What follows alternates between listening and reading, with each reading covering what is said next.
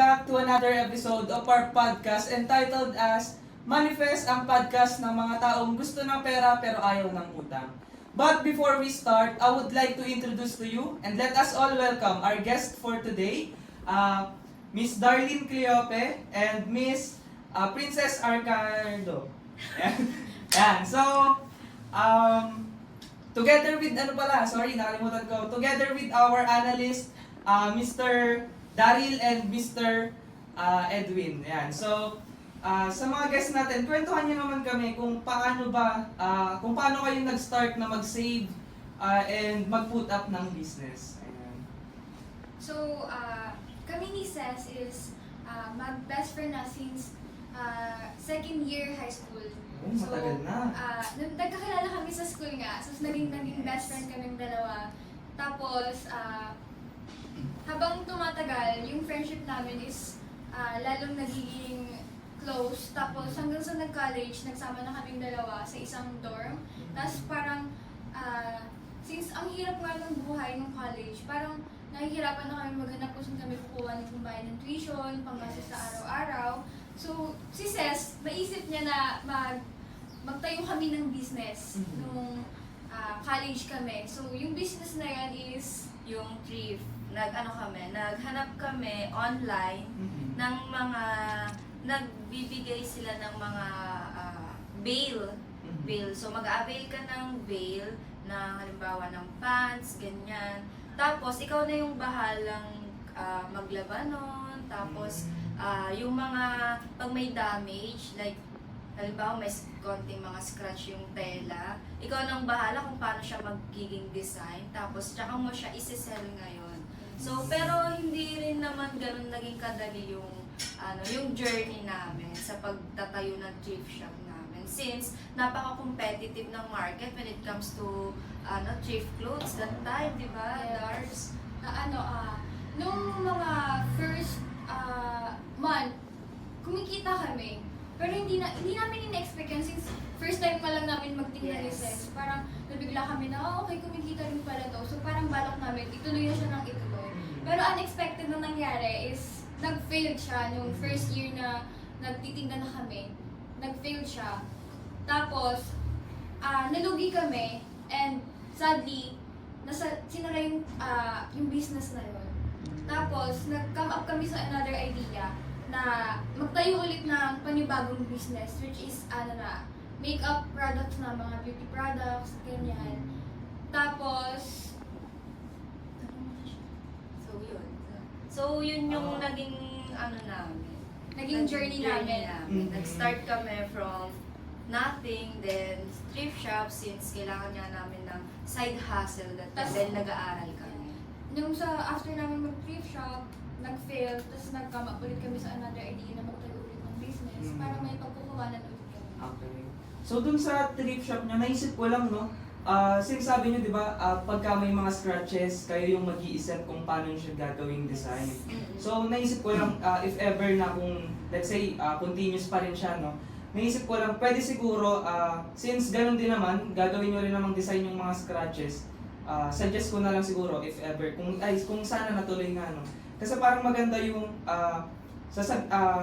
ipopost nyo siya online, tapos ibebenta nyo siya, and then, sasabihin nyo sa customer nyo kung ano yung damage, and then pwede nyo siyang i-customize based dun sa preference nung di ba? Yan, naisip ko lang ganun. So, mabalik naman tayo dun sa current na kinukwento nyo, which is yung sa pag-start na ng panibagong venture, which is yung cosmetic products. No? So, bago kayo mag-put up ng business na yun, ano yung mga naging challenges nyo? Yan. Okay, when it comes to challenges, yan ang marami kami, no? Yung challenge na unang-unang na-experience namin is paano kami magkakaroon ng capital for that specific business So, talagang nandoon yung paano kami, ano yung bagay na titipirin namin sa sarili namin since in-start namin siya nung college kami, nung first year college kami. So, nag-plan din kami ni Ses nung that time, working student. Sobrang hirap niya kasi nga diba nag-aaral kami, tapos magtatrabaho. So, yung hati yung schedule namin nun. Sa gabi, nag-work kami, sa umaga, nag-aaral. Tapos yung sahod namin nun, hinahati namin siya. Kumbaga parang kalahati ng sahod namin, nilalagay namin dun sa plan namin na business. And yung kalahati, yung panggagastos namin sa pang-araw-araw. So, ayun nga, 50% ng income namin is napupunta kami sa mga expenses namin, which is yung door, food, and everything. So, parang ang hirap sa part namin na ganun pala kahirap mag-budget. So, ang hirap na walang nagsasabi sa'yo na ito pala yung dapat gawin, ganyan. That time, yun yung naging struggle namin. So speaking of walang nagsasabi, no, nandito sa atin ngayon, kasama natin ang ating analyst, no, na si Mr. Darin. According dun sa business journey mo, 50% sa necessity niyo, tapos 50% sa saving. Pero I think mas ipapayo ko sa inyo yung 50-30 rule.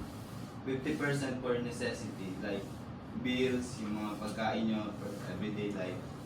Tapos yung 30% for your wants, yung mga personal needs, ganun. Tapos yung 20% for savings. Kasi ang napaka-importante ng savings para sa atin. Kasi yung savings, pwede siyang magkaroon ng emergency funds. Siyempre sa business, high risk, high return, di ba? So, kailangan mo ng emergency fund para once na malugi ka, may backup na pera ka para mas okay na bumawi yun. Tapos, mas nire-recommend ko sa inyo yung mag-invest kayo sa bank, yung mga savings, like PNB Bank, kasi doon habang nandun yung pera nyo, tumataas yung pera nyo, like may interest na 6.5 to 10% ata per month. Ganun. That's good. Oo, tama. Also, sa ating mga viewers, no, applicable din yan yung sinabi ng ating analyst, no. Ayan. So, since nakapag-start up na kayo ng panibagong business nyo, no, so, what are the investments ba na currently meron na kayo ngayon? With regards dun sa business nyo? As of now, since nag-boom na nga yung business namin, napagkasundaan namin ni Ate Ces na mag-invest na sa machinery na makakatulong sa products namin and place na mas maluwag para sa business namin. Tapos, Yun nga, so, syempre, lumalaki yung demand. Syempre naman, maganda yung product namin. Oo. Sino pa matatangkilik yan una-una? Syempre, kaming owners.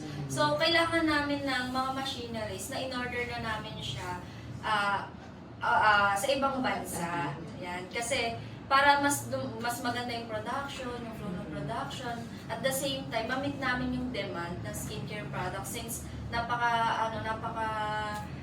ngayon ng mga skincare products. So, invest kami sa machineries, at kumuha kami nagdagdag kami ng tauhan, ganyan, napaka-grateful namin sa nangyari na yan, no? And at the same time, nakapaganda na namin yung factory namin, and nakapagpatayo na rin kami ng warehouse.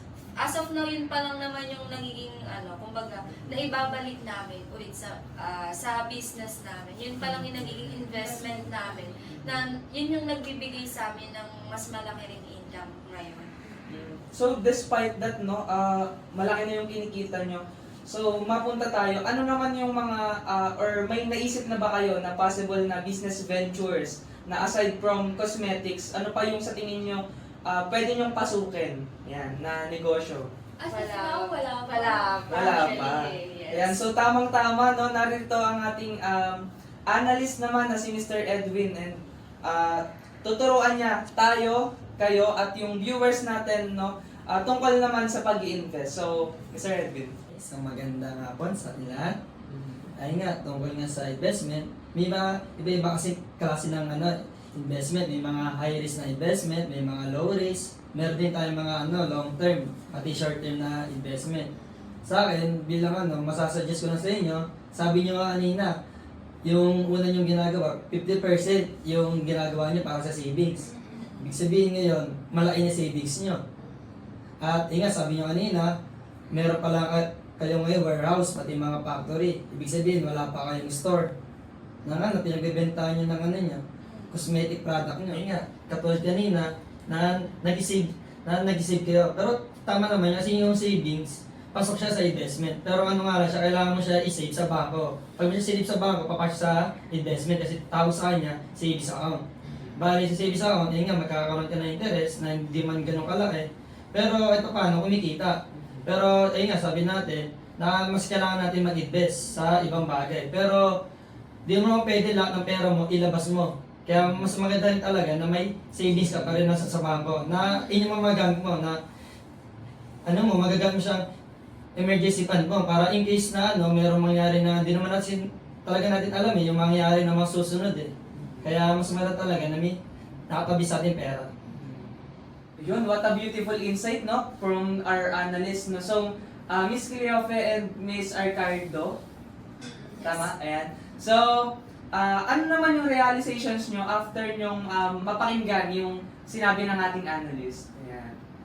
Actually, malaking tulong, no? Kasi ang tagal namin sa business, so ilang years na rin, pero kailangan rin pa rin namin na matuto pa sa iba na may mas alam kesa sa amin. So, malaking bagay na natutunan namin today na hindi pala dapat 50% ay sa savings, no? So, malaking bagay pa rin pala na nagbibigay tayo sa sarili natin. Like, 30% ng income is para sa wants natin, para at the same time na hindi tayo yung masyadong pagod na puro business na lang, puro trabaho na lang, puro savings na lang, is nare-rewardan pa rin natin yung sarili natin. At the same time, nakakapag-ipon pa rin tayo, which is yung 20% ng ating income. So, yun. Sa investment naman, So siguro sa investment naman, yung natutunan ko is, wag lang mag-invest sa isang bagay. Siguro mas ang dapat namin gawin is mag-invest pa sa ibang venture pa para mas lumago yung pera namin. Ganun. Okay, so I guess dito na natin tatapusin ang ating podcast for today, no? Pasalamatan muna natin ang ating guest and our analyst for today, no, na I'm sure naman nagkaroon kayo ng idea kung paano magpalago ng pera or when it comes to pag-start ng business and investments. Yan. So, ayun, once again, this is Manifest, ang podcast ng mga taong gusto ng pera pero ayaw ng utang. I am your host, Ryan Richie Gonzalez, and this is it. thank you. Thank you. Yes! Yes! Come